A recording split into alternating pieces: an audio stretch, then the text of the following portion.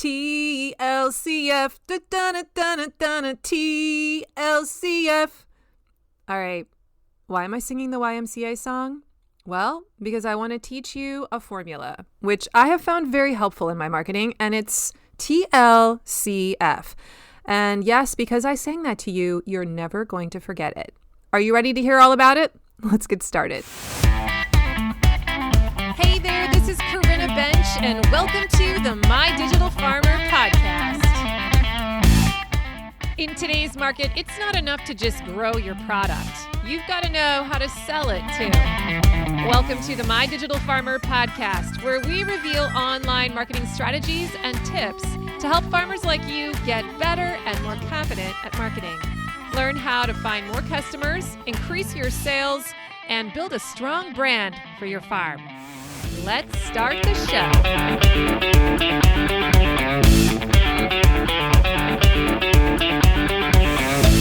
Well, welcome to episode 260 of the My Digital Farmer podcast. I'm your host, Corinna Bench, one of the farmers at Shared Legacy Farms out in Elmore, Ohio. I'm also the founder of MyDigitalFarmer.com, which is all about trying to help other farmers like you get more confident in your marketing and sales strategies so that you can grow a profitable business. How's everyone doing today? Welcome back to the show. Big shout out to all of my binge listeners and super fans. If you are new to the podcast, really glad you're here today. Make sure you subscribe to the show and go check out some of my back issues. I always tell people to go to the first 10, especially if you're kind of green when it comes to marketing, because it's going to be really helpful. I'm going to walk you through kind of a step-by-step of the most important things you need to know. You can also get onto my email list, but that is a great way to get onboarded into the farm marketing lingo. Go to mydigitalfarmer.com/subscribe. When you do, I'm going to send you an email roughly twice a week for about 2 or 3 months, and I'm going to literally walk you through the jungle of marketing. I'm going to show you the things you need to know that matter the most, the systems you need to set up, the people you should be following. I'm going to even give you some freebies and resources to help you along the way. It's super valuable. mydigitalfarmer.com/subscribe. Today's podcast is sponsored by my friends at LocalLine. Well, it's here. LocalLine's own point of sale POS feature is now available. The LocalLine team has been committed to building the best sales software for farmers, producers, and food hubs, and payments are a huge part of that. Local Pay, which is LocalLine's own payment gateway, offers farmers an alternative to standard credit card processors like Stripe and Square. With Local Pay, you can save on credit card fees. You can accept ACH payments. And now you can even accept in-person payments with a POS device. They built this feature because not every transaction happens online. And as a LocalLine customer, you need a way to accept in-person payments, but keep your inventory in sync. Their point of sale feature is included with every LocalLine subscription, and you can purchase POS devices directly through LocalLine. Are you looking to switch to sales software that does it all? Because subscriptions to LocalLine start as low as $49 a month, everyone, with no setup fees or sales percentages. Plus, if you join LocalLine today, your onboarding manager will migrate your storefront at no cost. So you'll be able to be up and running in no time. We love LocalLine, highly recommend them. And as a bonus, as a podcast listener, LocalLine is offering a free premium feature for 1 year with your subscription when you sign up using my coupon code. So go to mydigitalfarmer.com/LocalLine and then enter the coupon code MDF2024. Make the switch today. Join LocalLine. And now back to the show. Well, hello, everyone. This will be dropping on May 1st. Oh my gosh, I can't believe we're already into May. I, however, am recording this about 3 weeks before May 1st. I'm actually having a really great week. I only have 2 more CSA shares left to sell. I have sold a flurry of them over the last 7 days, and I think it's partly because It's that time of year. Things are warming up. And so people are starting to think about it. And the messaging that I've been consistently putting out there is now kind of resonating with people because they're ready to hear it. So I'm super excited that I don't really have to think about that or worry about that anymore. I'm pretty confident that's just going to fall into place. I hope that you are seeing the same kinds of things as people begin to just pay more attention to the farm messaging when the spring hits. I have a really quick announcement to share with you. I want to make sure you know about a webinar that I'm going to be doing with Local Line on May 7th at 12 o'clock p.m. Eastern Standard Time. It's called Maximizing E-Commerce Success, Crafting Offers to Boost Your Farm Sales.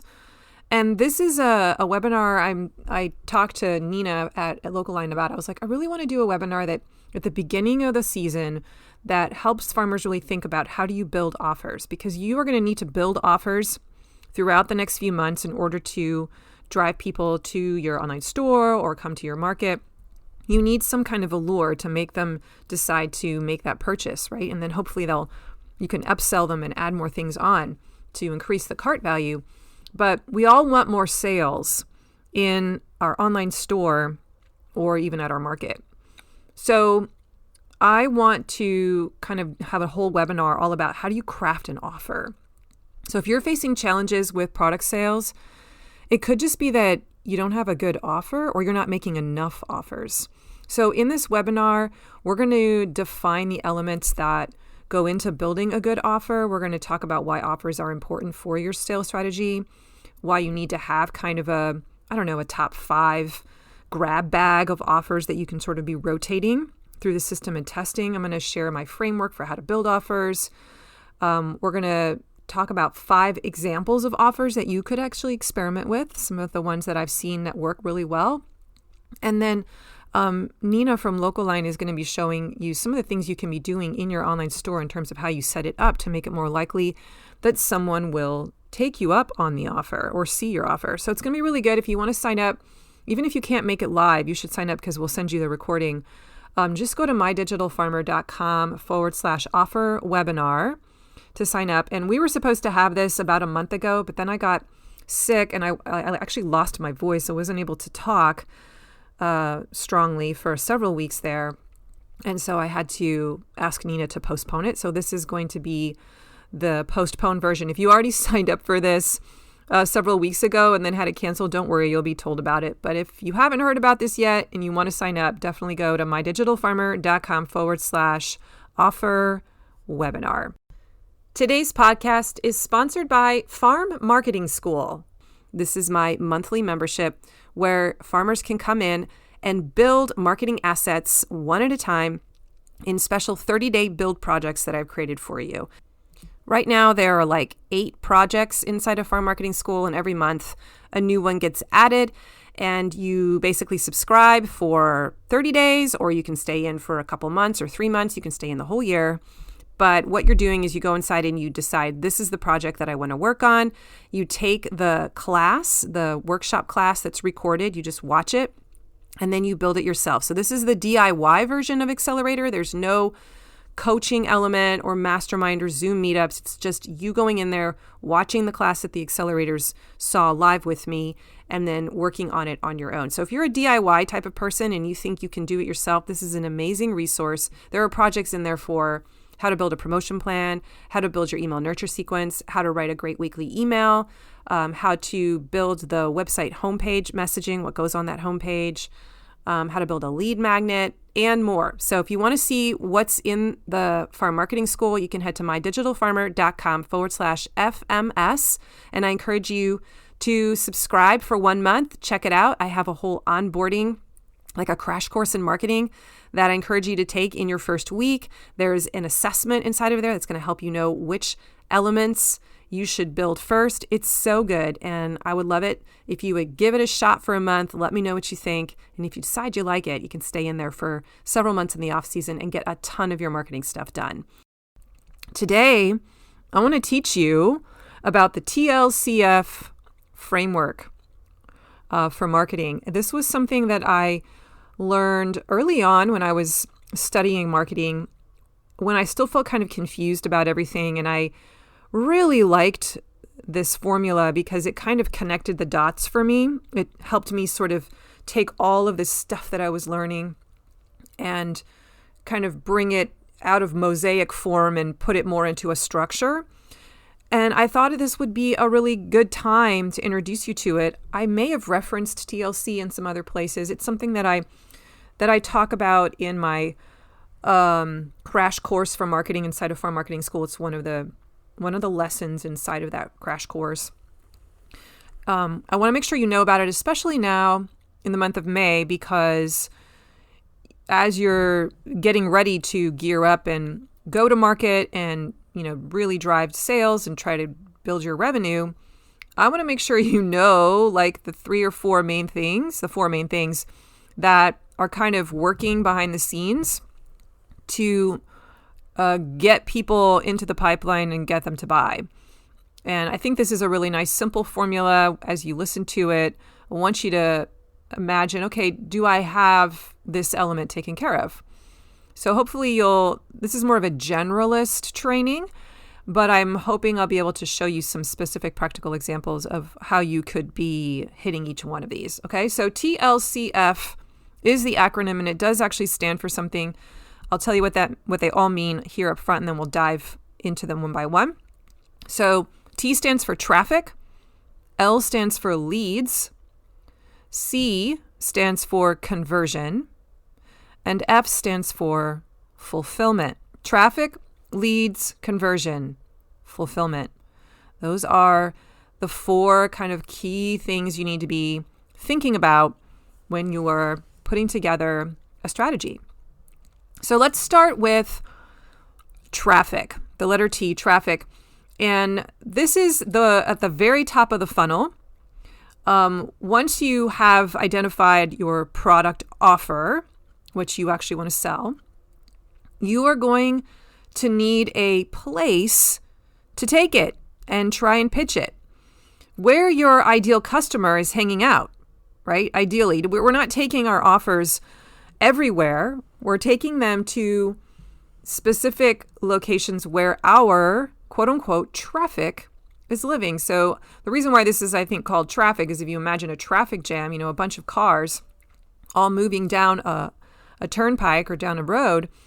It's almost like we want to have our offer in front of this line of traffic as they go by.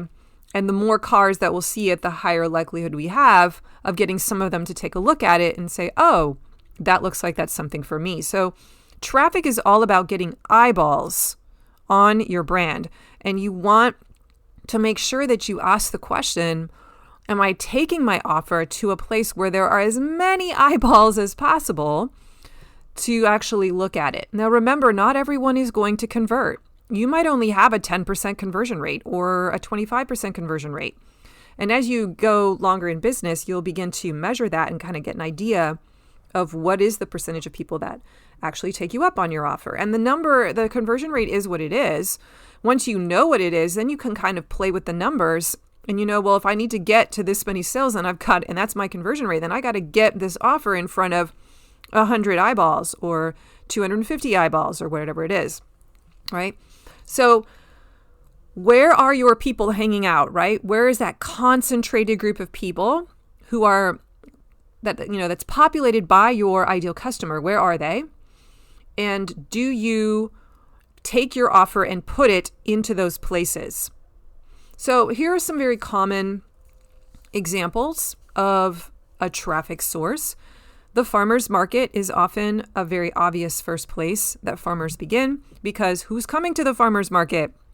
People who like to support farmers and who like to eat fresh food and care about what they eat and want to know their farmer, right? So you have a highly concentrated group of people who are probably your ideal customer in one location, and you'll have a greater likelihood of converting your offer if you can get your offer in front of those eyeballs, right?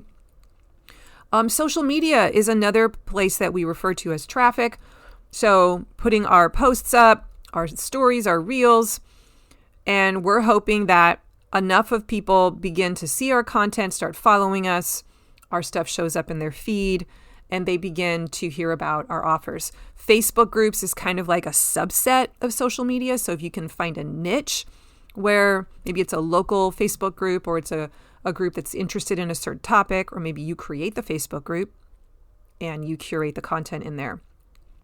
What I want to make sure I mention here is, as you're creating content on social media to attract the traffic for your offer, make sure that you are attracting local traffic, okay? Unless you're a brand that actually ships out, to the continental US, and then that's a different story.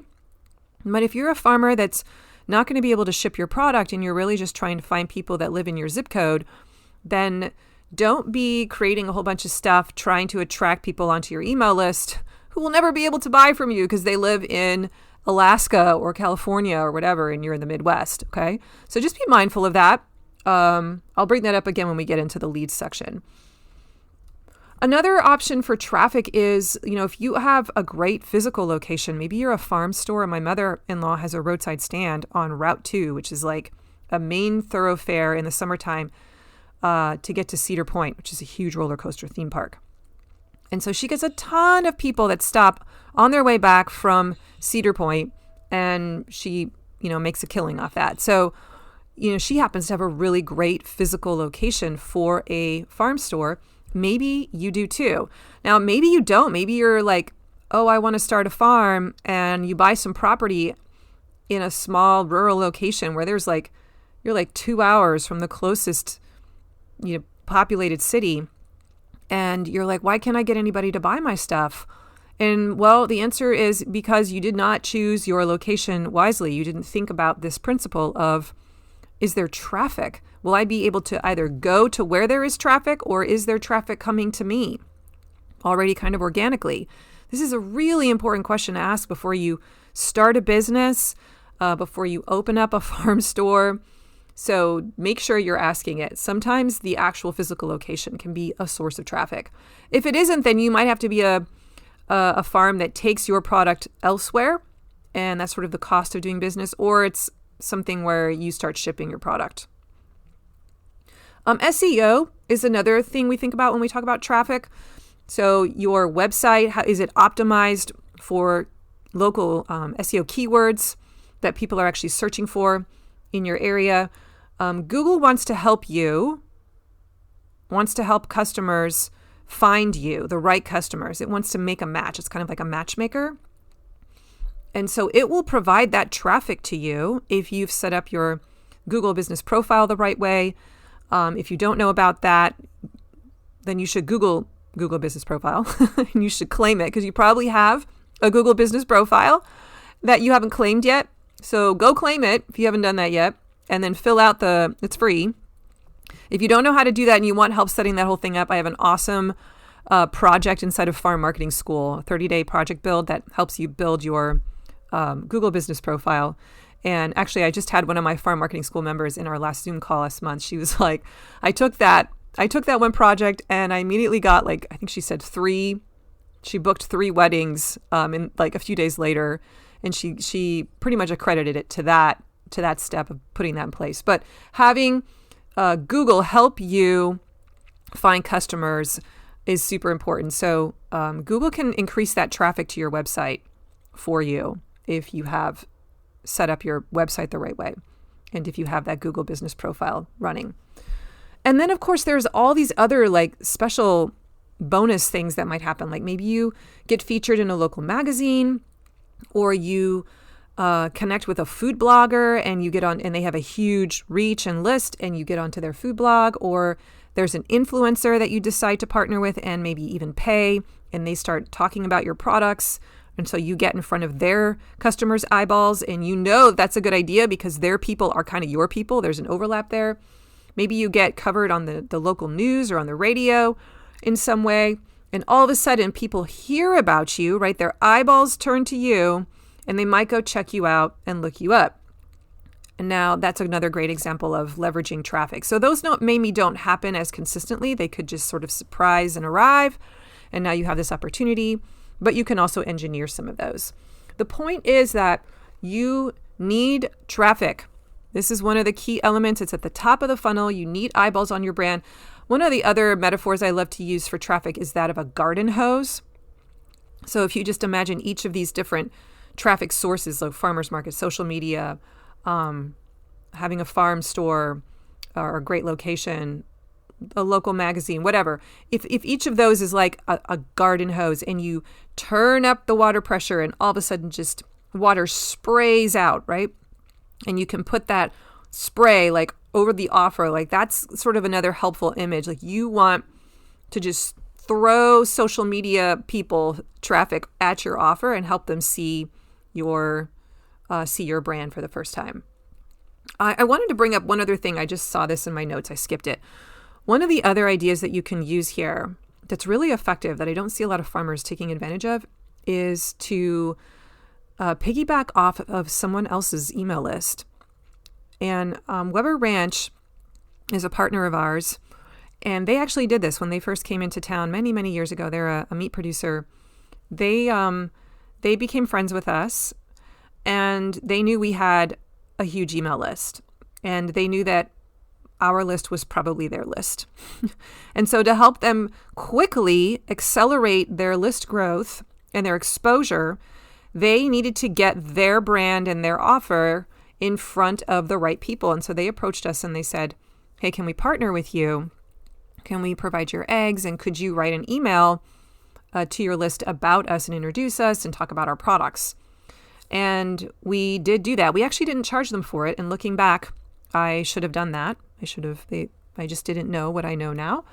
But if you can find someone that has a huge reach, a big email list, and go and approach them and say, hey, I have this product and I'm willing to pay you this amount of money per email subscriber for you to send this email. And you can even write the email for them. Or maybe you say, oh, can you send 3 emails for me over the course of 2 months? That might be a really great thing to test and see if it increases the number of leads that you get. And the goal would be to get them onto your email list or to get them to buy your gateway offer. But just think about that. That's another great traffic source. Just turn on that traffic hose and blast away and see what happens. Okay, so you need traffic. If there are no people, like if you are wandering around in a desert trying to sell your product, you are not going to be successful because there is no one there. So you need to go where the people are and make your offer. Okay? That's traffic. All right, let's move on to L for leads. Leads is the next step where you need to turn that traffic into a warm lead. And this is where you want to get people onto your own contact list. So they're not just looking at you anymore from afar, but they're actually taking a little bit step forward and they're saying, hey, I want to give you my number. I want to be able to reach you and I want you to be able to reach me.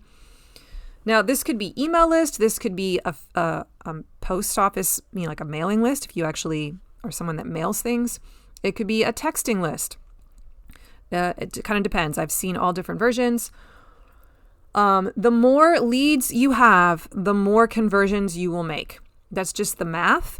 And so we're always trying to grow our leads. This means we need to have a system in our business to acquire leads from these traffic sources. Remember, it takes about 7 to 10 interactions before someone actually decides to buy from you. And so that means you're going to need to get them into your ecosystem so that you can interact with them. That's why I love encouraging and teaching farmers how to write great emails, because I have such huge results with email. I think it's because I'm good at it. I want to teach you how to be good at that too. So the weekly email, at the very least, is something that you can do, and you can warm people up just with a weekly email. But I also teach farmers how to create what's called a nurture email sequence. And this is something that gets dripped out to a person once they subscribe to your email list. And they get a set number of pre-written emails over the course of a few weeks. And these are designed not to pitch anything or sell anything, but to warm them up and get them to like you and tell stories and endear themselves to you. These are really powerful tools that you can have in your arsenal that help move people along to the next step. So we want to warm people up. And so in order to warm them up, we have to get them into our contact list. It's not, I'm sure you've heard this, but I'm going to say it again. You can't rely on social media to do this for you because you don't own social media, the social media territory. And if your social media gets shut down, you have no way to reach those people. COVID taught us that, right? So we want to make sure that we have a way to get the people who find us on social media or at the market or wherever, maybe they hear about us on a radio spot or you get interviewed by the television station. Make sure in your interview that you mention how to get on your email list, right? Like that should be your call to action so that they can find out more about you. So right now in the early spring, a huge focus of yours should be on coming up with ways for people to get onto your email list. You should be doing this all the time, but it's especially valuable right now before the season hits because you're about to go into at least I am, into a 5 to 6 month period where I'm going to be generating revenue off this list. So if I don't do this until October, then I've missed 5 of the 6 months to maximize profits. So I'm really trying to get as much list growth happening right now so those people can be warmed up and then hear about many offers that are coming down the pike here in the next few months. So I do this in a couple of ways, and I'm going to recommend that you consider this as well. First of all, you could just do a very generic type of subscribe form. I'm just going to use the example of an email subscribe form. I know you can do this with texting as well, but I have a very generic subscribe form. It's just sharedlegacyfarms.com/subscribe. And when people come there, it sort of just says, hey, get onto my list and I'll be able to tell you what offers we have available. Okay, I have one of those very generic ones. I use that one a lot and it's actually doing really well for me. And I think it's because I can change the offer that points people to it based on, what's happening in the season. So for example, we just had our spring plant sale about a month ago, which sold out in 3 days. And about 2 weeks before that, the doors went open for that offer, I was talking about how, hey, if you want to get my spring plant sale offer, you need to get on my email list. And so I could talk about that in my Instagram stories and on social media, and then send people to the generic page, right, where they could then just subscribe and they knew that that was the correct form. But I'm doing it now as I talk about, hey, asparagus is coming in a few weeks. We're going to start selling it. We're going to be doing it on the weekends. You're going to have to pre-order those. So in order to do that, make sure you're on my email list so you hear about it, how this works. So now I'm just talking about the asparagus offer that's coming soon, or the salad shares that I'm going to be offering in a few weeks, and I only have a few of them. And again, I just say, go to my generic subscribe form, and I give them the link to go and do that. So if you have any sort of special offers that change from week to week, that's a great way to just continue to grow your email list. You pitch the thing that's coming soon and how you want to make sure people know about it. So get on my list. Okay, the second kind of way you could do this is you could have a specific type of an evergreen lead magnet that you have built that lives on forever, that you use over and over again. So for me, I have a CSA. And so I've got 3 different lead magnets that I try to use and rotate around to get people to raise their hand and say, oh, I'm interested in the CSA. I've talked about these before, but like my beginner's guide to CSA, or what's in the box guide, or the 7 questions to ask before you join a CSA. These are all documents that I will give to them if they will subscribe, give me their email list, or give me their email address, and I'll send it to them. I also have an A to Z vegetable storage guide as a pop-up, which does super well. That's on my website. That's a more generic, that could be like a person who just buys from my store, right? That doesn't necessarily tell me that they're interested in a CSA, but I do have a lot of people that take me up on that one as well. And so those are more specific evergreen lead magnets that I've built. Incidentally, if you would like to get the beginner's guide to CSA, my template for that, it's at mydigitalfarmer.com/CSA success. And then the A to Z vegetable storage guide is also a template that I sell. You can go to mydigitalfarmer.com/A2Z guide. ATOZ guide is what it is. I'll put the links in the show notes if you want to look those up. Then you don't even have to build them. You can just use my template and save you a ton of time. So don't forget, if you have these in place, Don't just use them digitally on social media, but be telling your team about them. So if you're at the farmer's market or you have a roadside stand, or just doing any kind of in-person sales, when a person comes and buys, that should be a part of the script, that people are always asking this as part of the sale process. Hey, can I put you onto our email list so that you find out about our special offer? Our asparagus is coming out in a couple of weeks. I want to make sure I can tell you about it. Get on my list here. And you can either have them fill out, a little spiral notebook, and you can go enter it manually, or maybe if they pay with Square or something, you're getting their email address and you can get their permission and so forth. Just have a system for generating leads, okay? And then ask that question, are you capturing local leads, not leads from around the country? Because we don't want to be cluttering our email list with people that will never be able to buy from us unless you have an offer that you ship. Okay, then it's different. We want to qualify them by location. One of the reasons that maybe your conversion rate isn't very high from your email list may be that you're attracting people who don't live near you.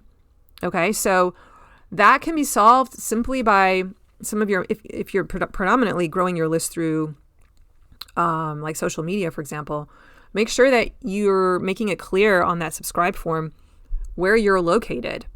Or in your social media posts, make sure you tell them, this is my location.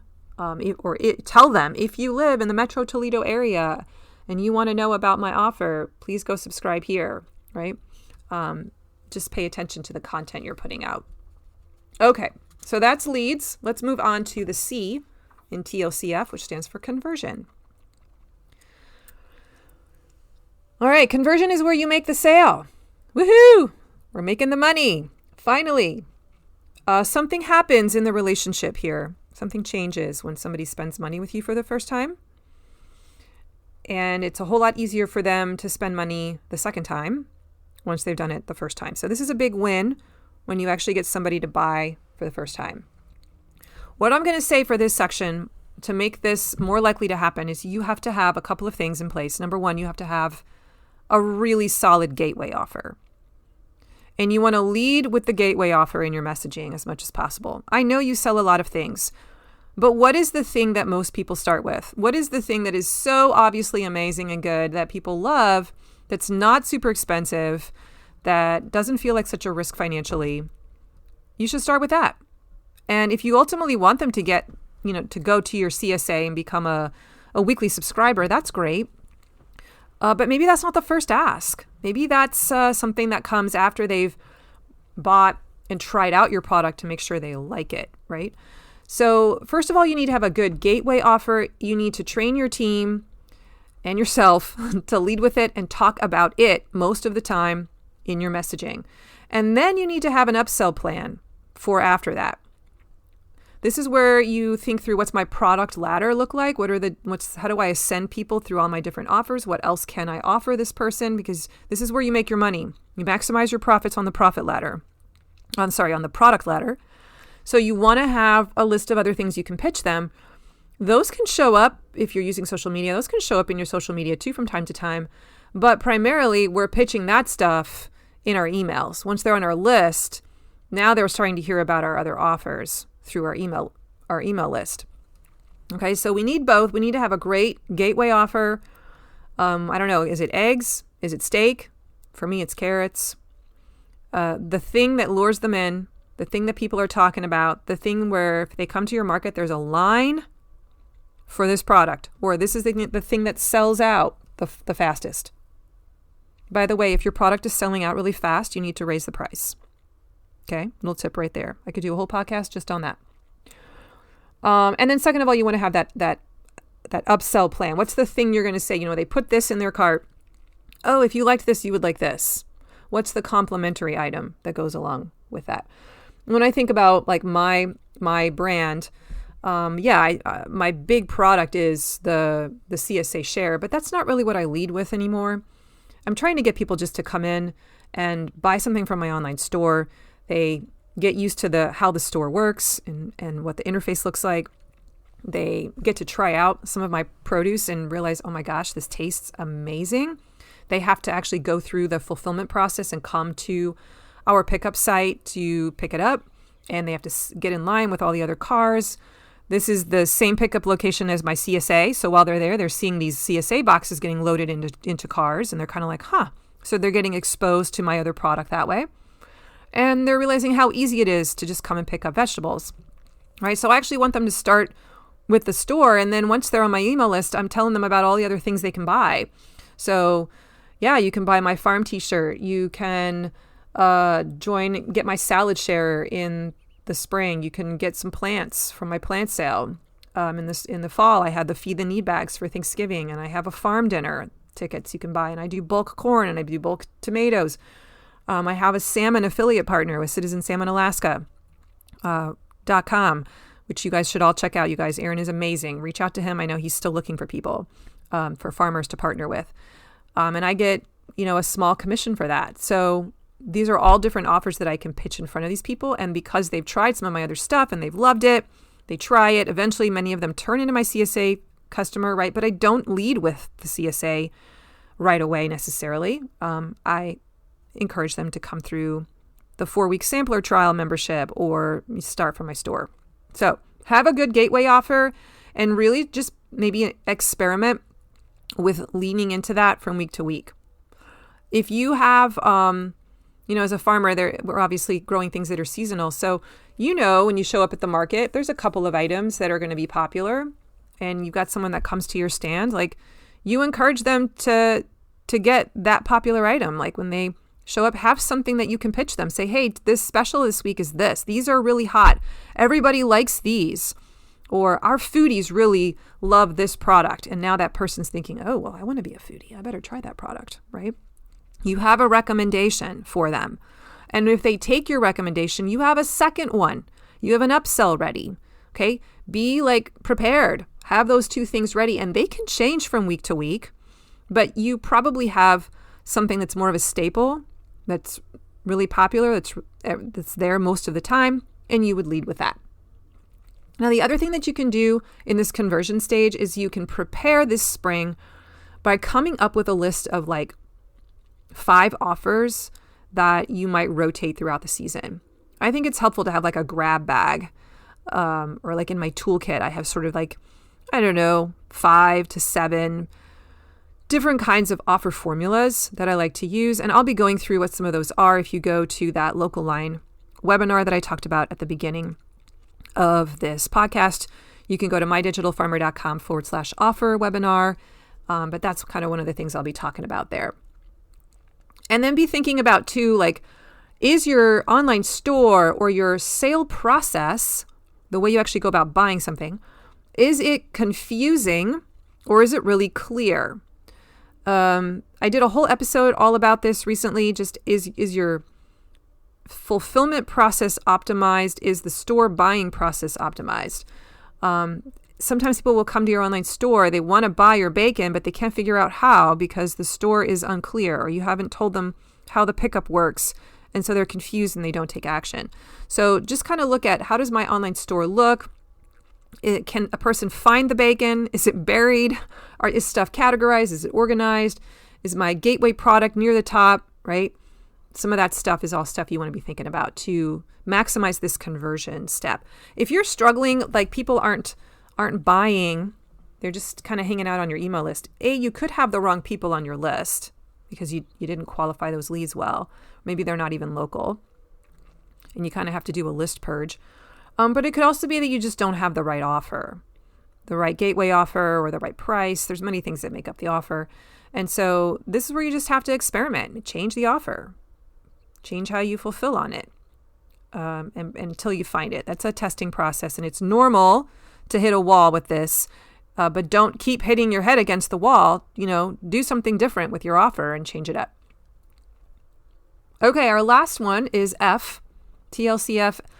F stands for fulfillment. Now, when I first learned this formula, F was not part of it. I learned the TLC paradigm, and I have added the letter F because I think it needs to be there.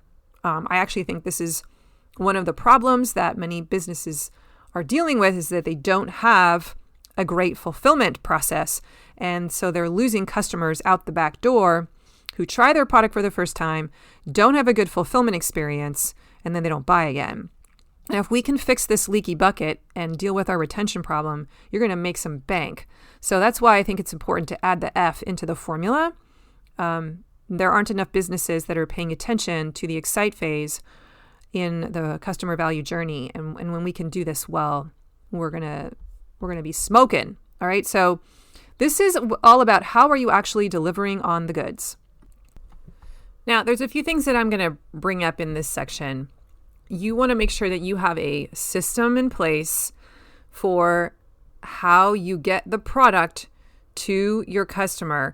And that process needs to be very clear when you're pitching it and you're selling it. So before the person puts it into their cart or buys, they understand how the fulfillment is going to work. And when you actually execute on it, it needs to be error-free. Like the service just needs to be outstanding. So there are several different elements that kind of fall into this category. I'm going to give you some examples here to help you see how it plays out. But for instance, I have a partnership with Citizen Salmon Alaska. My CSA members go to his website and they place their order periodically throughout the year for wild-caught salmon and halibut from Alaska. And they want to know, hey, when is this shipping? Like, I want to be clear, when is this arriving at my house? Because it's showing up frozen from the FedEx guy. It's overnight shipping. And we obviously are concerned about whether or not it's going to be frozen solid when it shows up on my doorstep. We don't want it thawing. So we want to be there. When we want to know, am I going to even be in town when it's showing up? What time is it arriving? So I'm going to be glued to my phone that day waiting for the confirmation from Aaron, like, hey, I've shipped it. It should be arriving tomorrow at such and such time or before this time. Knowing that information, having that communication piece, really acing that is important, because if the customer doesn't get that information and the product shows up and it's damaged or it's not frozen solid, then they're going to have a bad customer experience and they won't ever buy again, right? So that whole fulfillment process of getting it into the hands of the customer in tip-top shape, that really needs to be dialed in. Does the customer experience success with the product? So once they get it, do they know how to actually use it, or are they confused? Do they not even know what it is? I know that's something we really struggled with early on in our CSA when we were putting vegetables into the box that no one had heard of. They didn't even recognize it. They would pull it out of the box and be like, what is this? And because we hadn't told them, or it wasn't easy to find that out, they would just throw it in the compost pile, or it would get stuffed into the back of their fridge and eventually rot. And that's not a good feeling, right? So what are we doing on the front end to make sure that our customers know what that is, or they know very quickly how to figure it out, and they actually get excited because people are talking about how they've used that weird looking thing in the box and made this amazing meal with it. And now the customer's like, oh, I want to try that too. Because we have set up a community where it's easy to go and get inspired and see what other people are doing with the food. And we have contests, we have challenges, and we have multiple ways that we communicate that stuff, right? We've built a system. Do you see that? We've built a system around fulfillment so that our customers are more likely to try the things and experience success with it. Not all the time, but more likely than not. Is the quality of the product good? That's also part of fulfillment, because there's no amount of marketing that can fix a bad quality product. And then the surprise and delight element in the service as well. So are there moments where you kind of go beyond what is expected and surprise and delight the customer? This could be something that you do if you ship a product, they open up the box and there's a bonus inside there that they weren't expecting, or it's a little postcard with your name on it that you've signed and you've written them a little note. Like, are there things like that you can do that make the person feel like, wow, that's a little extra, and it endears me to the producer? And then also, I talked about this in a prior episode recently. Does the customer experience transformation? So it's not just, are they successful with the product? Do they, can they use it? But does this product over time in general get them to the transformation that they seek? So they're not just buying the vegetables for the sake of vegetables. They're also looking for an inner need that the vegetables provide. So, I want to feel confident that I'm eating, food that's safe. there's real transparency and that gives me security in my food. Or, oh, my children are now eating all kinds of cool things and I feel like I'm setting them up for a lifetime of success. Or my health has improved.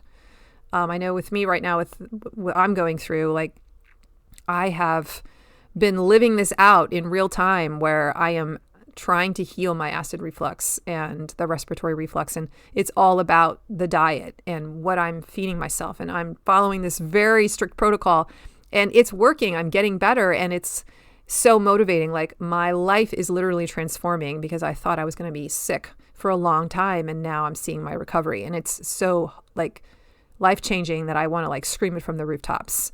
And if this works, I am. You're gonna hear a podcast all about it, and I'm gonna be bringing it to my community because it's just absolutely blowing me away. So, is the customer experiencing a change in their life in some significant way?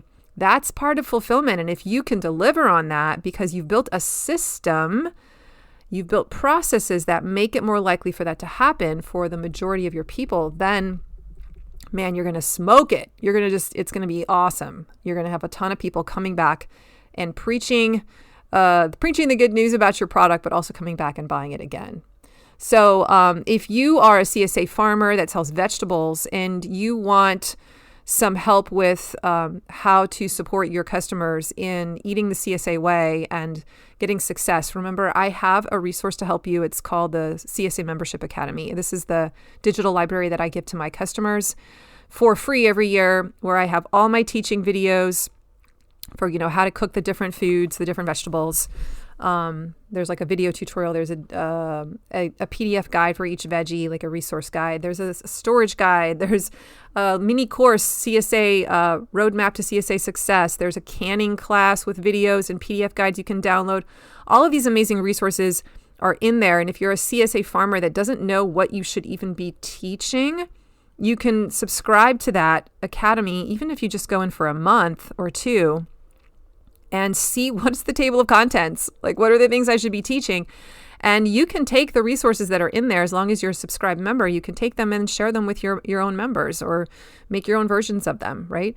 So if you want to see what that's all about, go to mydigitalfarmer.com/academy and you can try it for a month for just $1 if you use the coupon code TRIAL, TRIAL. And then after that, at least for right now, it's $19 a month. So very affordable, and that might be something that really helps you ace this fulfillment piece. Okay, so TLCF, traffic, leads, conversion, fulfillment. All 4 elements are important, and what I want you to do is I want you to take like a quick audit of your sales process, right? Your sales and marketing process. As you were listening to me talk about these, which one of these categories felt strong for you? And which of them felt like you might have some holes? Build systems for each of the elements. You need a system for traffic. You need a system for getting leads. You need a system to actually convert people. And you need a system for fulfillment so that people keep coming back and wanting to buy more things from you or buy again. It's all about building systems, my friends. If you need help building systems, I have systems for project builds for each of these systems inside of Farm Marketing School. And I encourage you to go inside and kind of take a look at what the different systems are. You can join for 1 month, 2 months. They're 30-day project builds. You go in and say, I'm going to take the lead magnet project and I'm going to build my lead magnet in the next 30 days. And I walk you through the whole process step by step. There's a video training. There's a project planner. There are tons of examples. There's a resource folder to help you get the job done. And I have almost every single project in place. I'm still working on a few of them, hoping to have them all done by the end of the year. But my goal is to have every single system as a project build inside of Farm Marketing School to help you guys. So go check that out if you're curious. mydigitalfarmer.com/FMS. It now includes a monthly Zoom get together where we can network with each other. And I have some other cool things that I'm going to be trying out to help us build community together over the next few months. So I'd love to see you inside of Farm Marketing School this season. mydigitalfarmer.com/FMS. All right. That's all I got today. Today's show notes can be found at mydigitalfarmer.com/260. I will share some of those links that I brought up in there. If you like today's episode, please share it with a friend. Go find the URL link, copy it, text it to someone, say, you got to know about this podcast. Or if you're in a Facebook group or wherever you are with farmers and you know people who know people, please let them know that I exist, because I'm trying to get the word out. I'm just trying to help farmers. I want farmers to succeed. And I really feel like a big piece of that is helping us learn how to market better. And when we learn the framework, we learn how to sell, and we learn to value ourselves, man, we'll be unstoppable. So send people to My Digital Farmer podcast. And don't forget, if you want to get on my email list, I have some great teaching to send your way. It's free. Go to mydigitalfarmer.com/subscribe. Check me out on Instagram at My Digital Farmer. I show up in stories a few times a week. I'd love to connect with you there. Thanks for joining me today. This was fun. Have a great week. I believe in you. Take care. Bye-bye.